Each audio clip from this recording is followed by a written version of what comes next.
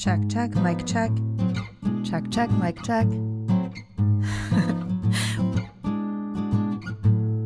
Welcome to Podcast Envy, episode 76. I'm your podcast boss, Andrea Klender, and today we wrap up our travel podcasting mini-series with Debbie Arcangeles from the Offbeat Life.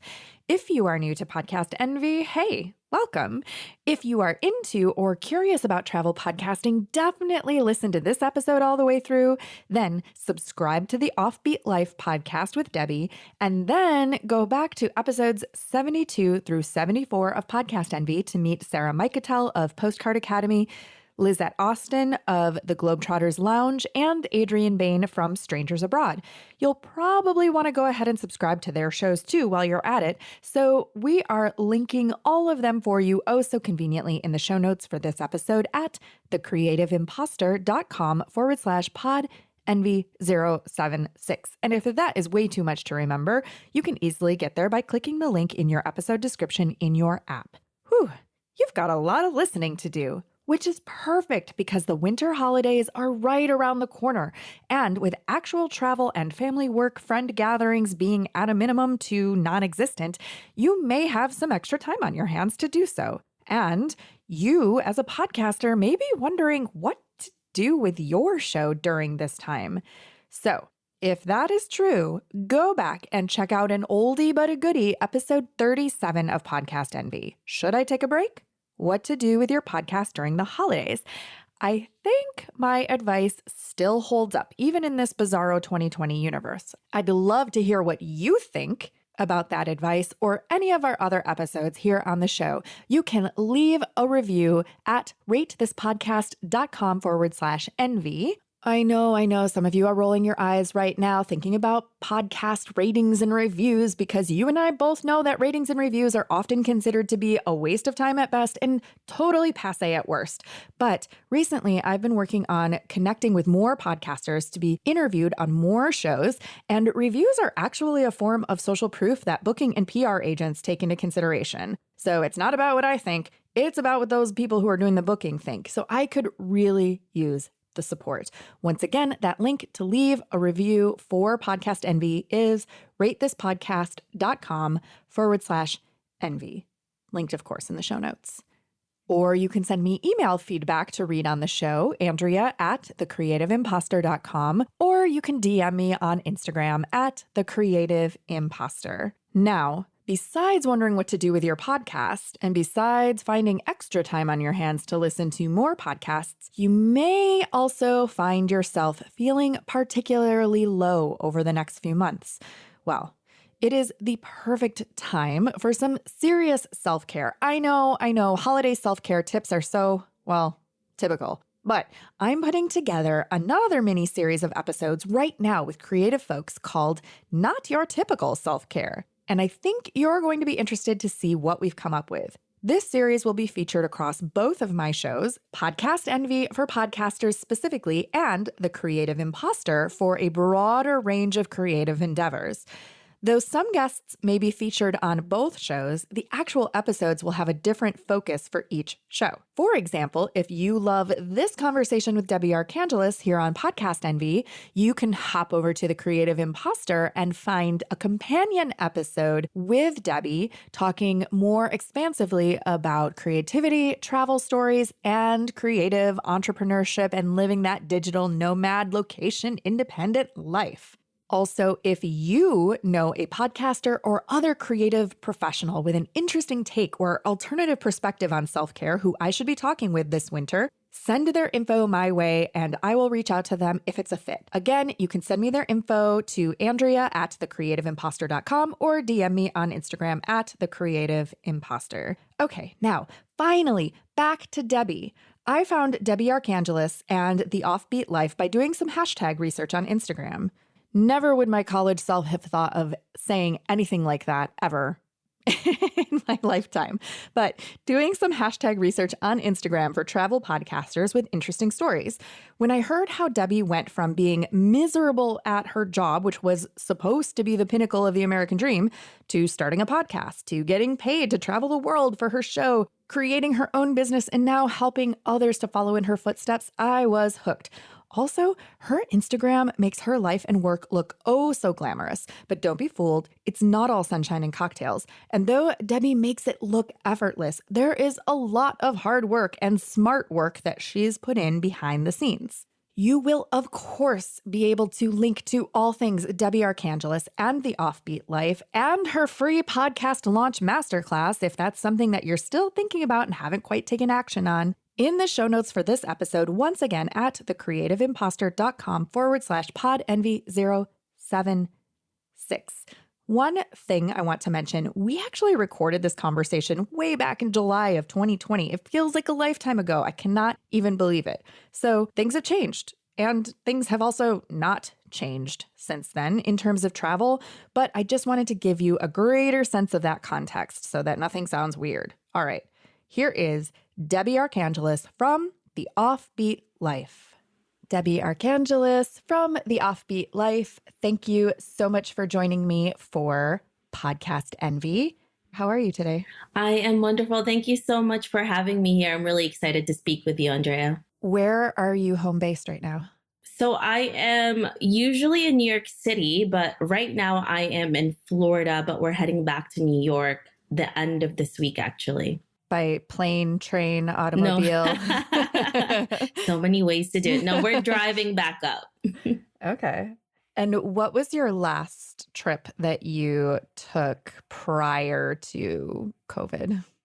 I actually just got back from California from a business trip. And I believe a day or two later, they were like, we're locking things down and you're going to have to, do all these things. So it was pretty crazy how after that it was just done. And then 2 weeks before that, I was in St. Croix. And then a week or 2 weeks later, then I had to go to another business trip to California. And then after that, everything was shut down. So those were my last 2 trips. Yeah. I was also attending a podcast conference in Orlando. I'm based in Chicago. And it was one of those things, I think it was like one of the last conferences that actually happened. There had been some debate about whether they should cancel. A lot of people decided not to go. It was kind of a weird time. For our name badges, when we signed in, you could request a sticker to put on your badge that indicated that you did not want people to touch you. Oh, wow. Which is like such a weird thing because, you see some of your friends there who you're used to seeing at conferences and you're like, normally you would hug and say hello, but no. So it was just kind of a weird time. Yeah, it's a strange time we're living in right now. So this whole business that you have created for yourself with the Offbeat Life and location independence, how and when did you know that that was something that you wanted to create? So when I actually started my business, it wasn't, I didn't know this was going to be a business. I was still working in my 9 to 5, and it was what most people probably thought as like the American dream, right? Like I went to school for this. I got my master's degree. I was getting paid really well. I didn't even work a lot of hours. My job was amazing. Like the people I worked with were great. I could take off whenever I wanted. I made my own hours. Like it was crazy. But there was something in me that knew that it was really not what I wanted to do in the long run. And I can't even tell you, like I had panic attacks every 4 months, right? So this is crazy. People are like, what are you complaining about? This is like a dream come true, This was after I was a photojournalist and I wanted to get back to being creative again because this job that I had back then, it wasn't anything creative. So I really wanted to get back to that. And also I talked to a lot of travelers that were remote workers and digital nomads. And that was one of the things that I wanted to do for myself as well. So at that time, I was also growing some following on social media and people were telling me you should start a travel site. And it was really something that I didn't want to do. And I was more interested in talking to people. And that's when my fiance was like, you should start a podcast. You should totally do that. So that's what was one of the things that I really loved about photographing as a photojournalist, because I talked to a lot of people.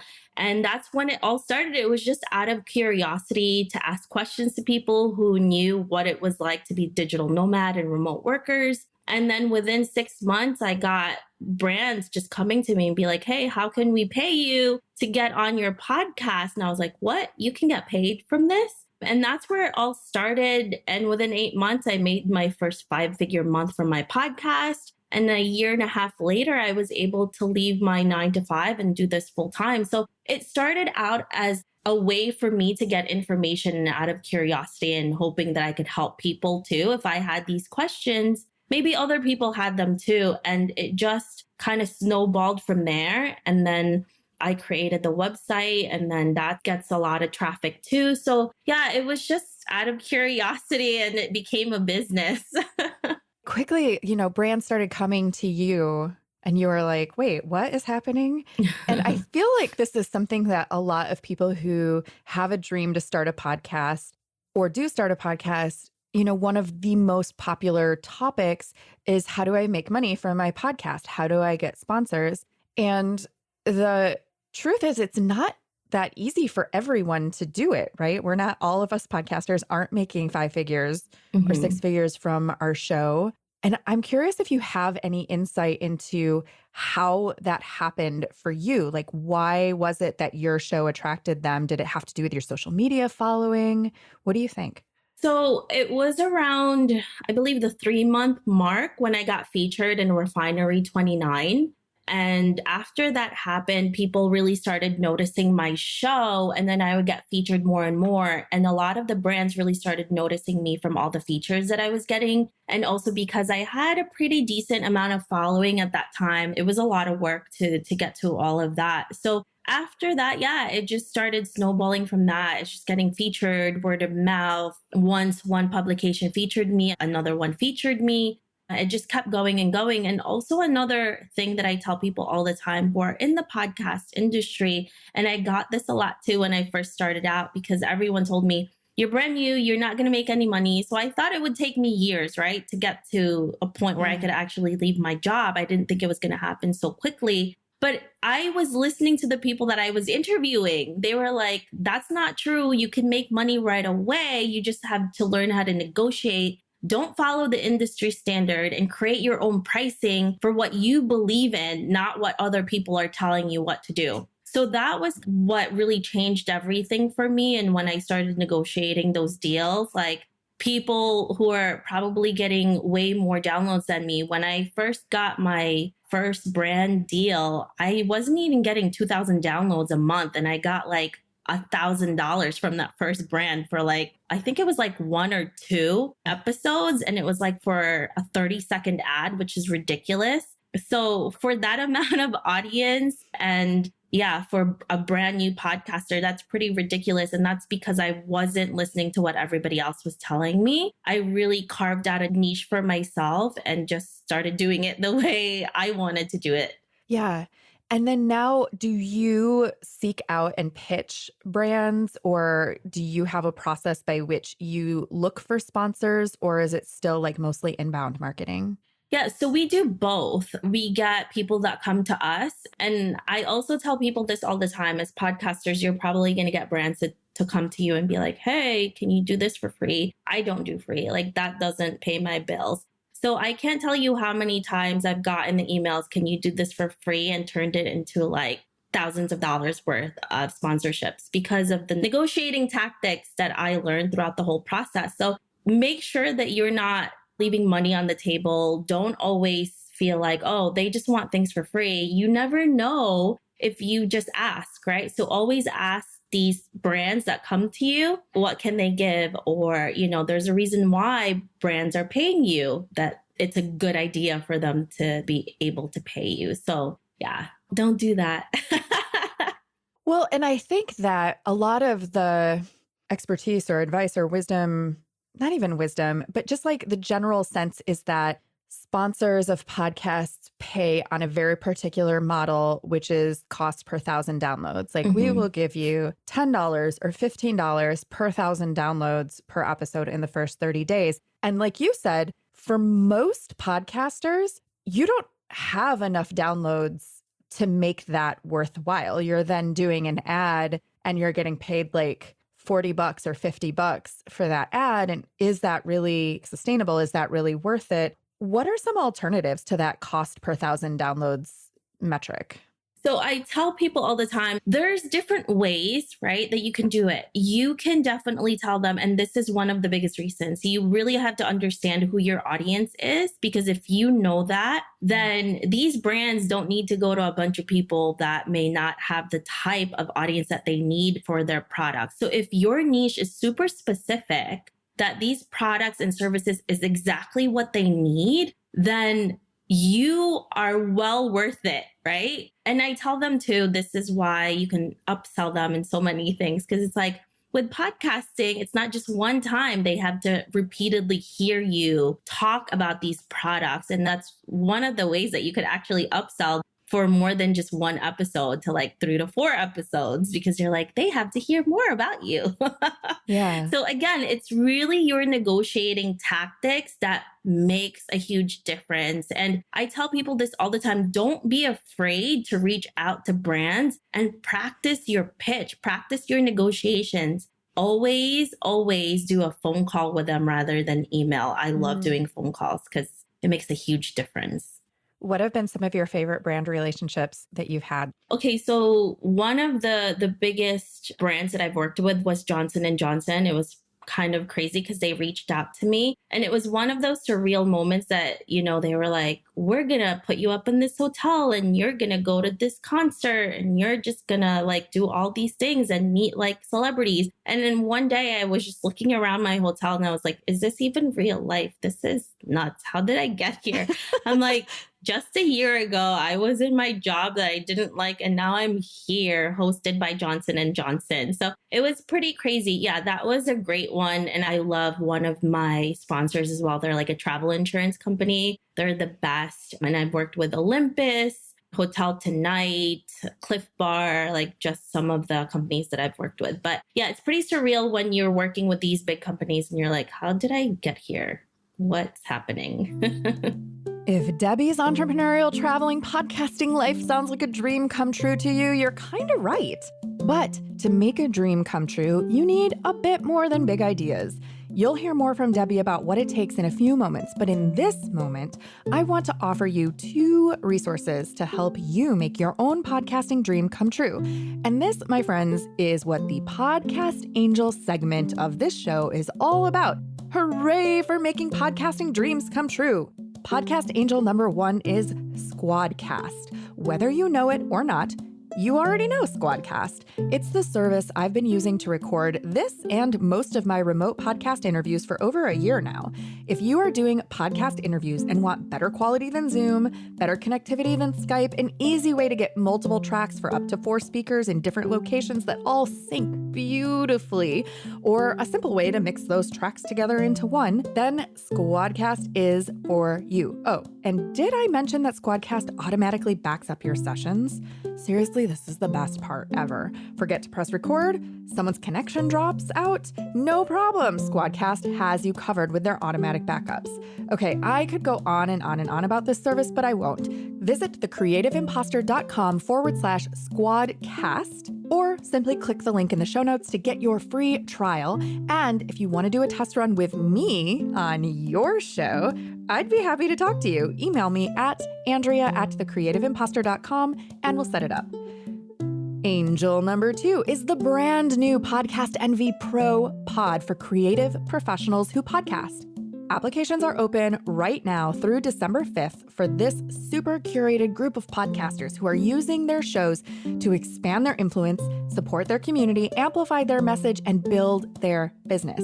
We'll start our monthly live sessions in January 2021 with ongoing support through our private online forum to answer your biggest podcasting strategy questions.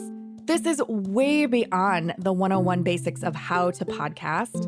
And this is not about those nitpicky little things that you can just Google an answer for or post in a Facebook group and get a million responses that may or may not actually be helpful or accurate or useful to your situation. This is all about digging in deep. This is all about nuance. This is all about the why and how behind the movement that you are creating with your show. When you sign up now, you'll jumpstart 2021 with a 30-minute one-on-one session with me. And then from there, the possibilities are limitless.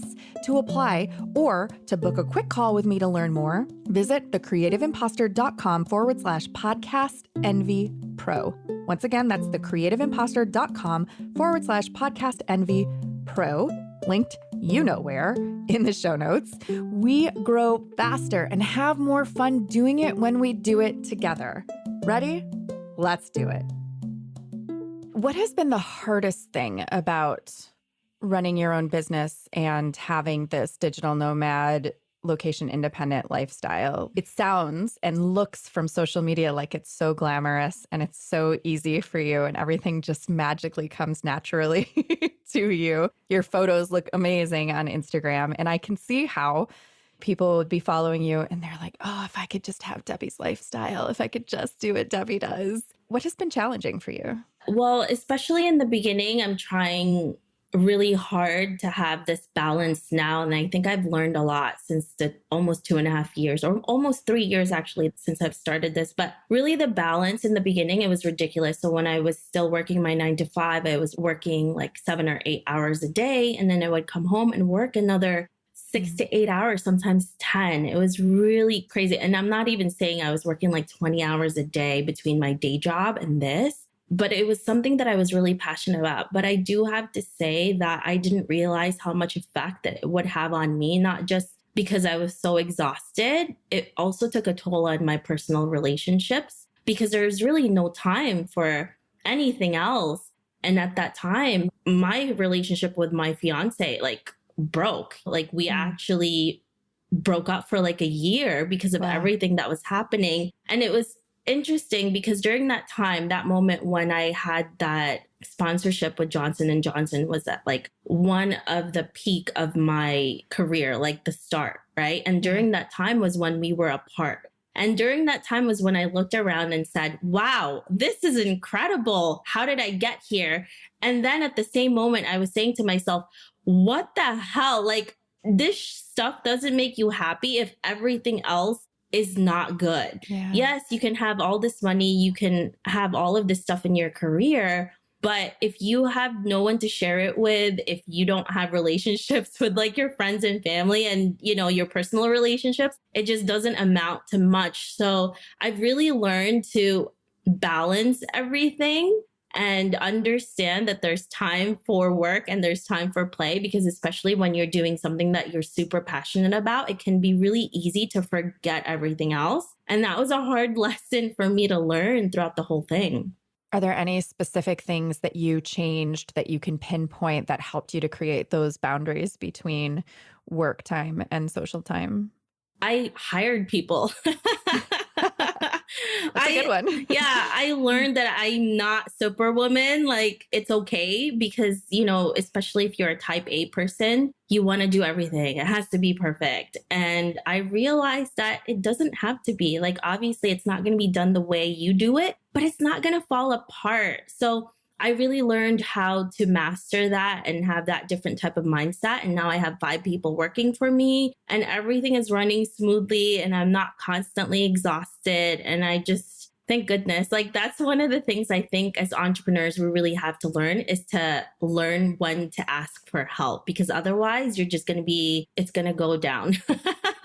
Did you have an episode, or maybe it's an episode or a post or something about the difference between freelancing and being an entrepreneur? Yeah. Are your people who work for you, are they in an independent contractor status or are they employees? Yeah, they're all freelancers. I don't hire like an actual employee. I welcome everyone to get more gigs. I don't really care as long as you do your work. I don't time people. That's not the type of employer I am. I just have checklists. And I'm a big checklist person. If they do everything on the list, I'm happy. If it takes them 2 hours or it takes them 5 10 hours. It doesn't matter to me. I'm still going to pay you the same way as long as you do a good job.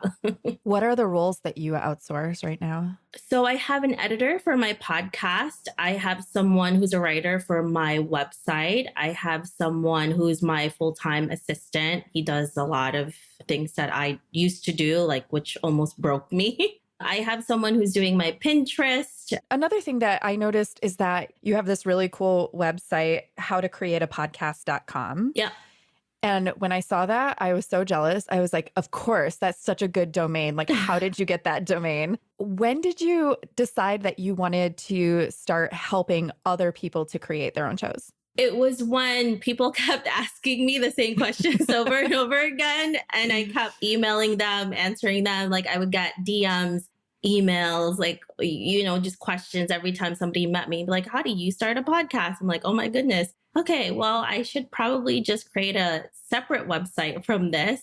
And it actually started January of 2020. So it's fairly new. And we get a lot of pretty decent traffic going there. And it's only been like a few months. So it's really just understanding people's pain points and problems. And that's what I've been getting a lot, aside from like how to work remotely. So I knew that it was something that I had to get into because it was being asked so much. Like there are so many questions, and we have a decent amount of following for that. And, I have a pretty good amount of email list within the last, I think we've only been collecting emails like for 2 or 3 months, and we have over 1,000 already. Wow. So yeah, people are really interested in podcasting. So I was like, here you go. Here's all the resources.